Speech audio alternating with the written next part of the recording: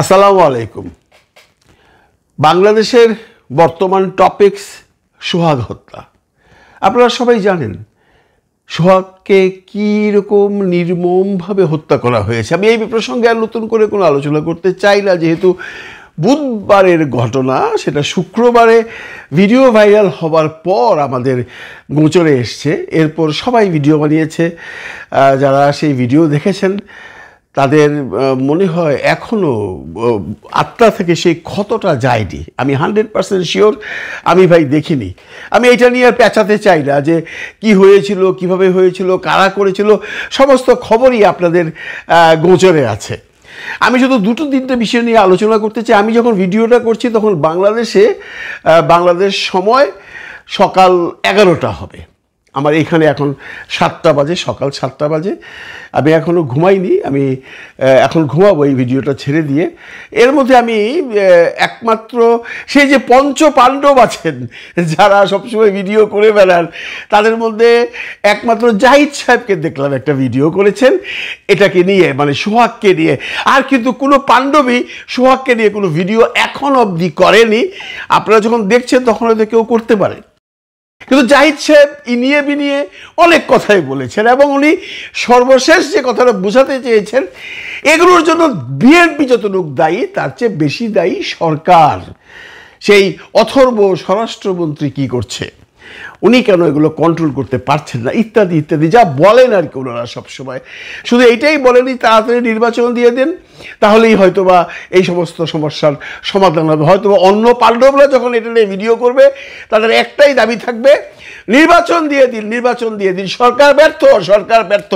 সমস্ত দোষ এখন সরকারের উপর, সমস্ত দোষ এখন জাহাঙ্গীর সাহেবের উপর, আমাদের মাননীয় স্বরাষ্ট্র উপদেষ্টার উপর। অনেকেই বলছেন এগুলো নাকি সরকার ইচ্ছা করে করছে। আচ্ছা ভাই, যদি সরকার ইচ্ছা করে থাকে, তুমি তোমার মানুষজনকে কন্ট্রোল করতে পারো না? পারো তো। যদি না পারো তাহলে দল ছেড়ে দাও। তোমার দলের মানুষ যখন এটা করছে, আমরা জানি বিএনপি অনেক মানুষকে, অনেক কর্মীকে অলরেডি বহিষ্কার করেছে।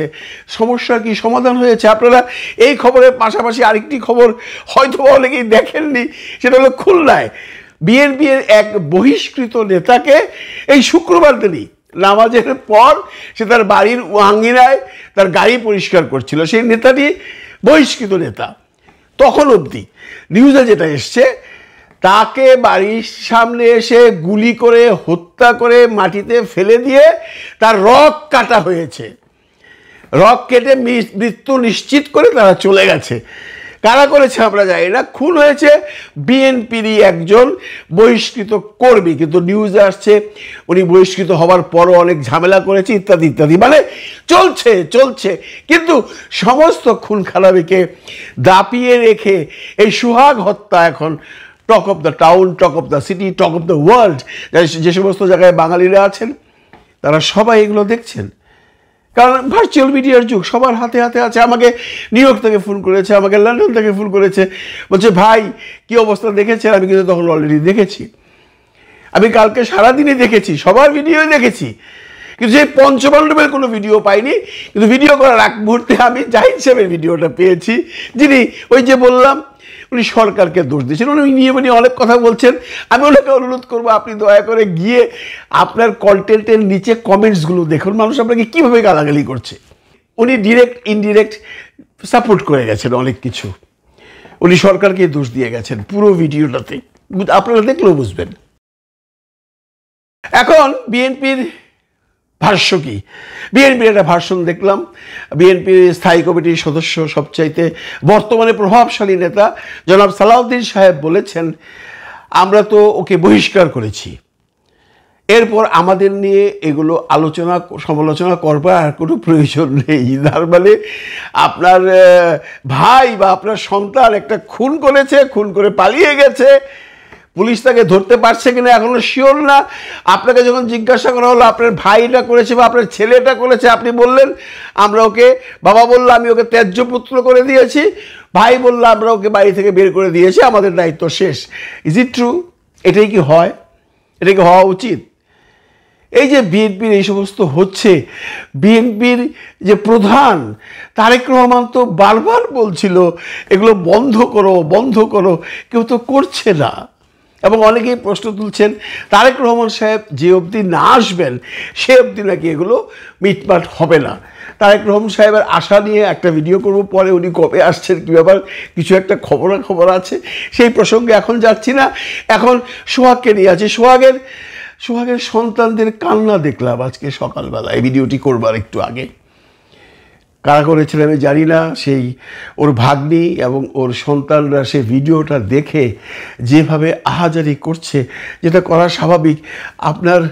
আপনার হৃদয়ে যদি আপনার মধ্যে ন্যূনতম মনুষ্যত্ব থাকে, আপনি আপনার চোখের পানি ধরে রাখতে পারবেন না। মৃত্যু আমরা অনেক দেখেছি, মৃত্যু আমরা অনেক শুনেছি, মৃত্যুর ভয়ঙ্করতা যে কত কঠিন হতে পারে একটা মানুষের জন্য, সেইটা যদি আমি বিশ্লেষণ করতে যাই তাহলে আপনিও ফিল করতে পারবেন। এই মানুষটিকে যখন পাথর মেরে মারা হচ্ছে তখন তার মানসিক অবস্থাটা কেমন। আপনি একটা গুলি খেয়ে মরে গেলেন, আপনি প্লেনে বসে আছেন, প্লেন অ্যাক্সিডেন্ট করলো মরে গেলেন, দ্যাট ইজ সামথিং ডিফারেন্ট। কিন্তু আপনাকে রাস্তায় ফেলে এইভাবে পাথর দিয়ে মাথায় বাড়ি দিয়ে মারছে, এটা কি এই যুগে এই সময়ে মানা যায়? এর বিভৎসতা তো সেই যে আমেরিকাতে পুলিশ অফিসার তার পা দিয়ে যে সেই একজন আসামিকে গলায় চাপা দিয়ে মেরেছিল তার চেয়েও ভয়াবহ, বা বিশ্বজিৎকে যে গুলি করে মেরেছিল তার চেয়েও ভয়াবহ। এর চেয়ে নৃশংস হত্যাকাণ্ড বাংলাদেশ তো নয়, আমার মনে হয় এই যুগে পৃথিবীর কোথাও হয়নি। আমরা শুনেছি সৌদি আরবে পাথর নিক্ষেপ করে মানুষকে হত্যা করা হয়, আমি জানি না সেটার কোনো দৃশ্য কখনো দেখিনি, সেটা কিভাবে করা হয় আমার জানা নেই। আমার মনে তার চেয়েও ভয়াবহ এটা, তাকে মেরেছে, তারপর তার মাথার উপরে উঠে লাথি দিচ্ছে, তারপর তার বুকের উপরে উঠে নাচছে। এরা কি মানুষ?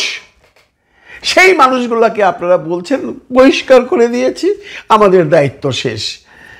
এটা হইল ভাই কোনো কথা? বিএনপি কি এখন নড়ে চলে বসতে হবে? সরকার যদি কোনো কিছু না করে সরকারকে চাপ দিন, জাহাঙ্গীর সাহেবের সাথে আপনারা বসুন যে আমাদের লোকজন আমরা সামলাতে পারছি না, আপনারা এলাকায় সবাইকে সাবধান করুন বা 2-4 জনকে অ্যারেস্ট করুন বা আপনারা লিস্ট করুন। আপনারা তো ক্লিন হার্ট করা মানুষ। খালেদা ম্যাডাম যখন ক্লিন হার্ট করেছিল তখন কেন করেছিল? যখন দেখেছিল যে তার দলের মানুষ মানে সীমানা লঙ্ঘন করে ক্রাইম করে যাচ্ছে, উনি ক্লিন হার্ট করে ক্লিন করেছিলেন। আপনারাও ক্লিন হার্ট করুন, আপনারা নেমে যান রাস্তায়। এই নির্বাচন করেন না ভাই, এইভাবে নির্বাচন হবে না। আপনারা যদি মনে করে থাকেন যে জামাত, এনসিপি বা সরকার এরা নির্বাচন চায় না, এর জন্য এরা এগুলো ধরছে না, তাহলে ভুল করছেন। আর এরা যদি এটা করে তাহলে আপনি এই সুযোগটা দিচ্ছেন কেন? আপনার লোকজন সুযোগটা দিচ্ছে কেন? ধরে নিলাম সরকার গা ছেড়ে দিয়েছে, সরকার বলে দিয়েছে পুলিশকে কাউকে ধরবে না। তা তো সত্য নয়, পুলিশ তো ধরছে। এই যে সোহাগ হত্যাকারীকে তো ধরেছে। তারপর কি হবে? বহিষ্কার করে দিয়েছেন। আমরা তো এমন খবরও শুনেছি আপনাদের লোকজনে বলেছে বহিষ্কার করেছেন, আবার 1-2 মাস পরে সে আবার দলে ঢুকে গেছে। এমন ঘটনা ঘটেনি বিএনপিতে? ঘটেছে তো। এইসব জায়গা থেকে আপনাদের সরে আসতে হবে। একটি সম্ভাবনাময় দল, বাংলাদেশের আপামর মানুষ মনে করছেন বিএনপি এবার ক্ষমতায় যাবে, তো সেই দলটাকে পৌঁছানোর জন্য যদি সরকার বা কোনো দল কোনো রকম পলিটিক্স করে থাকে তাহলে আপনারাও রিপলিটিক্স করেন। আপনারা এমন একটা জায়গা ব্যবস্থা করেন যে আপনাদের এই দলের যারা কর্মী আছে তাদের বিরুদ্ধে যেন এই ধরনের কোনো ব্লেম না আসে। প্রতিদিনই তো ব্লেম আসছে। আরেকটা দেখলাম পিটাচ্ছে রীতিমতো। ফেসবুকে গেলে এখন আপনাদের দলের লোকজন যেগুলো করছে এগুলো কিন্তু সেই পুরনো আমলকে, আওয়ামী লীগের আমলকেও হার মানিয়ে দেয়। আপনারা স্বীকার করেন আর না করেন। বিএনপির এখন ভাববার সময় এসছে। ঠিক ওই সময় বিএনপির চিন্তা ভাবনা নির্বাচন নিয়ে, নির্বাচনে কোন দল আসবে কোন দল আসবে না। আমি সালাউদ্দিন সাহেবের একটি প্রতিবেদন দেখলাম, সেখানে উনি বলেছেন ওনারা জামায়াতের সাথে গাঠবন্ধন করবে না, যদি এনসিপি চায় তাহলে করবে। এই নিউজটা পড়ে অনেকে হাসছেন। আচ্ছা, আপনারা কি মনে করেন, মানে বিএনপি কি মনে করে যে জামাত বিএনপির সাথে গাঠবন্ধন করবার জন্য মানে মুখে হয়ে বসে আছে? না, আমার মনে হয় না। কারণ জামাত নিজেরা যে ইসলামী ঐক্যজোট করেছে, এটা ক্ষমতা আসতে পারুক না পারুক প্রধান বিরোধী দল হবে, এটা মানুষ নিশ্চিন্ত হয়ে গেছে। কাজে বিএনপির সাথে ওনারা গাঠবন্ধন করে কি পাবে? সিট পাবে বা মন্ত্রিত্ব পাবে? মন্ত্রিত্ব না পান সিট তো পাবে। তো সিট তো তারা এমনিতেই পাবে, সাথে আছে এনসিপি। আপনারা এই কথাও বলেছেন এনসিপিকে আমরা নেব, যদি আবার কন্ডিশন দিয়েছেন যে তফসিল ঘোষণা হবার আগে আমাদের কাছে আসতে হবে, নইলে পরে আর জায়গা নেই। আপনারা কি মনে করেন এনসিপি তৈরি হয়েছে বিএনপির সাথে গাঁটবন্ধন করবার জন্য? না। কোথা থেকে এই সমস্ত স্বপ্ন দেখছেন বা কোথা থেকে এই সমস্ত স্বপ্ন মানুষকে দেখাচ্ছেন যে জামাতে ইসলাম বা ইসলাম ঐক্যজোট আপনাদের সাথে এসে যা গাঠবন্ধন করবে, এনসিপি করবে?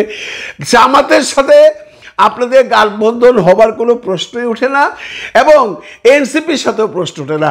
একটা কথা বাজারে রটে গেছে, জামাত, এনসিপি এবং ইসলামী ঐক্যজোট যারা আছেন, ইসলামী দলগুলো আছেন, তারা নিজেরা গাঠবন্ধন করছে, একটা সর্ববৃহৎ দল তৈরি করছে। দল তৈরি করবার পর তারা ইলেকশন করবে। দেখা যাক আপনারা কতগুলো সিট পান, তারা কতগুলো সিট পায়। অনেকেই বলছেন না না না, এনসিপি ইসলামী দলগুলোর সাথে বা জামাতের সাথে গাঠবন্ধন করবে না। কারণ কি? ওরা যুদ্ধাপরাধী দল, ওরা ৭১-এ দেশের স্বাধীনতার বিরুদ্ধে লড়েছিল। আরে ভাই, যারা লড়েছিল, যারা তখন ফাঁসিতে ঝুলেছে, তারা যখন জীবিত ছিল তাদের সাথে তো এই বিএনপি গাঠবন্ধন করেছে, আওয়ামী লীগ গাঠবন্ধন করেছে। আর এখন যারা নেতৃত্বে আছেন তারা তো তখন ছিল বাচ্চা, তারা তো সেই ৭১-এর যুদ্ধের সময় কোনো রকম যুদ্ধাপরাধ করেনি। তাহলে তারা কেন এনসিপির সাথে গাঠবন্ধন করতে পারবে না, বা এনসিপি কেন তাদের সাথে গাঠবন্ধন করতে পারবে না? এখন এনসিপি যদি এই নতুন প্রজন্মের সাথে গাঠবন্ধন করে, তাহলে প্রবলেমটা কোথায়? কোনো প্রবলেম নেই, ১০০ বার হবে। এবং এইটা হবে একটা বাংলাদেশের বৃহৎ দল। ইসলামী আন্দোলন বা ইসলামী বা জামাতে ইসলামী বা হেফাজতে ইসলামরা মিলে এরা যে কোথায় নিয়ে যাবে এই দলটাকে, এনসিপি সহ, সেটা কেউ ভাবতে পারছেন না, কিছুটা ভাবতে পারবেন না। আগামী ১৯ তারিখ জামাত ইসলামের একটা বড় জনসভা আছে, সিনেমা দেখবেন সেই দিনও। ভালো থাকবেন সবাই, ভালো রাখবেন সবাইকে। আল্লাহ হাফিজ।